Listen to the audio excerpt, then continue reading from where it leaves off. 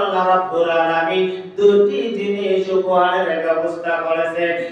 একটি জিনিস হলো, একজন হলো বুরহান নামক নবী, আর একখানা হলো কোরআনুল কারীম নামক নূরের কিতাব। মহান আল্লাহ রাব্বুল আলামিন মানুষের জন্য উপহারের ব্যবস্থা করেছে। জোরে বলুন সুবহানাল্লাহ। আমার আল্লাহ রাব্বুল আলামিন যেই কোরআনুল কারীম খানা মানুষকে উপহার দিলেন, উপহারের জন্য মহান আল্লাহ রাব্বুল আলামিন কোরআনুল কারীম নামক কিতাবখানা আল্লাহ নাযিল করলেন মানুষের জন্য, মানুষের সুবাদে, মানুষের সৌজন্যে, মানুষের জন্য মহান আল্লাহ রাব্বুল আলামিন কোরআনুল কারীম নামক নূরের কিতাবখানা আল্লাহ উপহার দিয়েছে। এই কোরআনুল কারীম খানা দিয়ে মানুষের কি উপকার হবে, কি লাভ হবে, কি কাজ হবে বাপজান একটু লক্ষ্য করেন সোনার ভাইরা আমার, একটু লক্ষ্য করেন বাপজান। কোরআনুল কারীম নামক কিতাবখানা আল্লাহ কেন নাযিল করেছেন কারণটা আমি বলে দিতে চাই।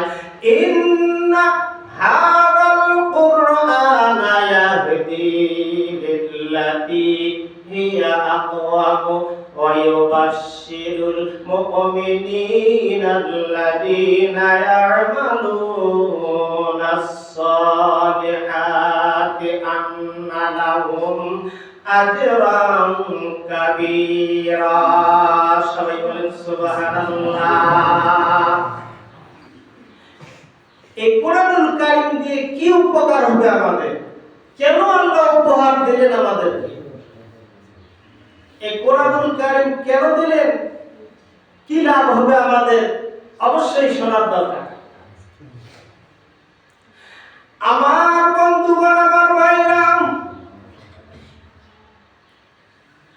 আমাদের বাংলাদেশ, ভারত, সৌদি আরব, কুয়েত, কাতার, ইন্দোনেশিয়া, চীন, জাপান, জার্মান, যত প্রকার দেশ আছে, যে কোনো দেশের, যে কোনো রাষ্ট্রের, যে কোনো প্রান্তের, যে কোনো মানুষ হোক না কেন, যারা মানুষ নামে জন্মগ্রহণ করেছে, এই মানুষগুলো যদি এসে কোরআনুল কারীম খানার কাছে আত্মসমর্পণ করতে পারে, যে মানুষ আত্মসমর্পণ করবে, মহান আল্লাহর ঘোষণা হলো এই মানুষটাকে কোরআনুল কারীম খানা আল্লাহকে পাওয়া জান্নাতে যাওয়ার রাস্তা কোরআনুল কারীম নিজেই দেখাই দেবে। যখন সুবহানাল্লাহ, এমন একখানা আল্লাহ কোরআনুল কারীম নামক কিতাব নাযিল করলেন বন্ধুগণ, যে কিতাবের কাছে যদি কোনো মানুষ আত্মসমর্পণ করে আল্লাহকে পাওয়া জান্নাতে যাওয়ার রাস্তা আর খোঁজা লাগে না।